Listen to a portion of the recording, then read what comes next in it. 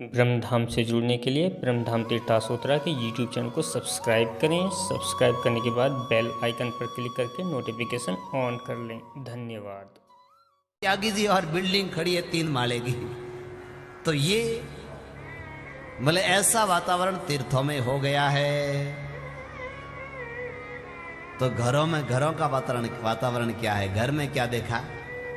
संसारियों के वहां नारद जी महाराज ने देखा, तरुणी प्रभुता गेह श्याल को बुद्धिदायक, कन्या विक्रयिणो लोभात् दंपती नाम च कलकनम। गृहस्थों में तो शांति हो गई। नारद जी ने कहा महाराज गृहस्थों में भी उठा पटक चल रही थी। कैसे? बोले घर में तो कोई बूढ़ा ठाडो ने तो बड़े बारे फलेरे बारे मोचो ढाल बड़े उड़ावे।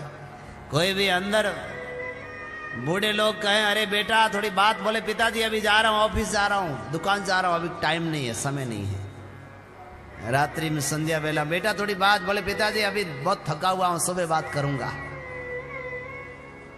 और सुबह वही निकल जाता है। बस बूढ़े लोगों का कोई पूछता नहीं है। तो घर में किसका वर्चस्व है? बोले जो नई बहू आ जाती है वह सासू जी से कहती है जल्दी से चाबी दो तो मैं रहूंगी यहां पर। सासू कहती बेटा कहीं चाहिए, जो चाहिए वो मांग ले। बोले नहीं चाबी चाहिए मन तो, घर की चाबी तिजोरी की चाबी संभला दो अभी आप। और वो माँ ने कैसे कैसे एक कोड़ी कोड़ी पैसा जोड़ा और बहू जब उड़ाती है तो माँ का हृदय बड़ा दुखी होता है। क्या करती है माँ? तो घर में बोले घर में बूढ़े ढाडों की कोई पूछता नहीं है। तरुणी प्रभुता गे है। घर में जिसका चलता है तो बहू का ही घर में चलता है। तरुणी जो बहू आती है उसका घर में ही बोलबाला चल रहा है और किसी का भी घर में कुछ नहीं चलता है। तो किसी ने कहा चलो घर में तो चले तो कोई बात नहीं है, पर घर का जो बेटा है वह तो अपने माता पिता से पूछ करके कोई काम करता होगा। श्याल को बुद्धिदायक। अरे बेटा भी घर अगर कोई नया दुकान करनी होगी या कोई नया काम करना होगा तो अपने साला से पूछेंगे साला जी कहां पर दुकान करें। मतलब भाई को नहीं पूछेगा और दादा पिता को कौन बात करे। सलाह लेनी हो तो साला से सलाह लेगा। श्याल को बुद्धिदायक।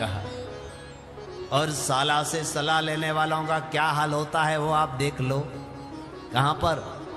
महाभारत में। धृतराष्ट्र हमेशा शकुनी साला था, गांधारी का भाई। जब कोई भी सलाह होती तो तुरंत शकुनी आकर के सलाह देता और शकुनी के कारण ये सब महाभारत हुआ। जुआ शकुनी ने खिलवाया क्योंकि शकुनी जुआ खेलना बहुत अच्छा तरह से जानता था। पांडवों के कौरवों की तरफ से वो खेलता था और पूरा घर बर्बाद हो गया कौरवों का। तो भाई जिसने भी साला से सलाह ली, यानी भाई को किनारे किया, पिता को किनारे किया और साला से सलाह मांगी। भाई ने कहा मैं तुम्हारे साथ में वट में धंधा नहीं करूंगा, साला जी के साथ में करूंगा। क्योंकि साला जी के साथ में करेंगे तो धर्मपत्नी भी खुश रहेगी कि भाई मारे भाई रे हाथे कम से कम धंधो तो दियो। और ये देखेंगे आप अभी बहुत अच्छी बात है भाई, कोई अगर किसी के धंधा का साथ में है तो अगर चलता है तो बहुत बढ़िया बात है। पर अधिकतर समझो कि साला और